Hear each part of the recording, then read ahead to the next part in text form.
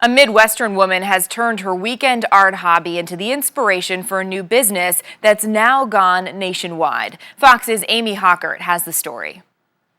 Always a little bit of lavender in every painting. Jessie Marianello paints with purpose.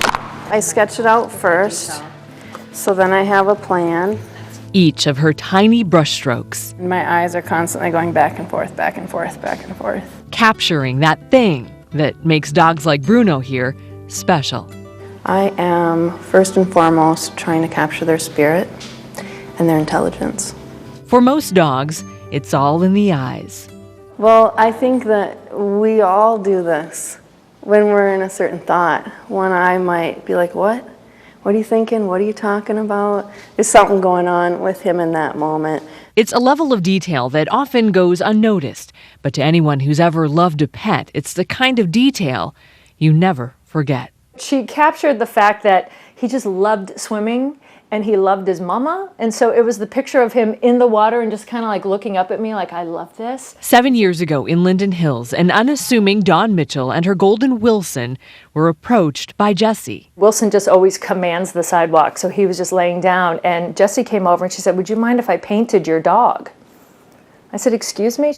Dawn agreed, having no idea just how profound that encounter would become.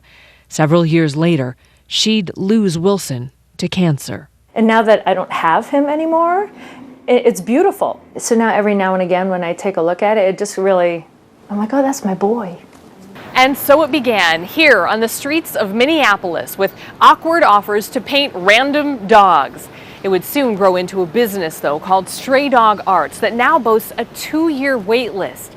It's an incredible success story, one that's allowed Jessie to take her art to the next level. One of the coolest things is that I've been able to travel internationally quite extensively on a stray dog project where I photograph and then paint stray animals, and in doing so help raise awareness and help raise funds for those animals. So in a full circle kind of moment, Jessie now wanders the streets of places like Mexico and Morocco, finding inspiration in random dogs. Only these dogs have no owners and little hope of survival. That dog will become much healthier because of the work that's being done. You want me to paint you, Bruno? I'm going to paint you. Back at the art studio in Northeast Minneapolis. Today I have Bruno in the studio with me. That doesn't always get to happen. I'm lucky today. Jessie slowly brings Bruno's old soul to life. He looks wise and contemplative a lot, and I think she really captured that in the photos that she took. 1 week later, a wise and contemplative Bruno, practically in the flesh. Oh, look, Bruno, look. Wow, it's beautiful. My favorite reaction is tears. It happens quite often. That's my favorite. But it is so him. Also, it's really fun to see the dog's reaction. Is that you?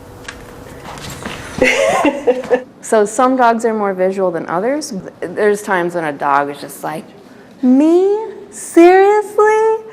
It is so cool. It's so cool on so many levels. Bruno's likeness will be part of a larger art show set for this fall. It's called I Love You Minneapolis, a nod to the city and the clients who've given Jessie so much. Like, it's not just a painting. It becomes a relationship that is way bigger than anything. Given this painter purpose. That's how I knew that I was meant to paint dogs. The first dog that I painted, I felt like I'd come home. Amy Hockert, Fox News. Coming up after the break, we catch up with the hosts of the much-anticipated 2015 Teen Choice Awards, hear what they say you can look forward to, plus a look at your weather.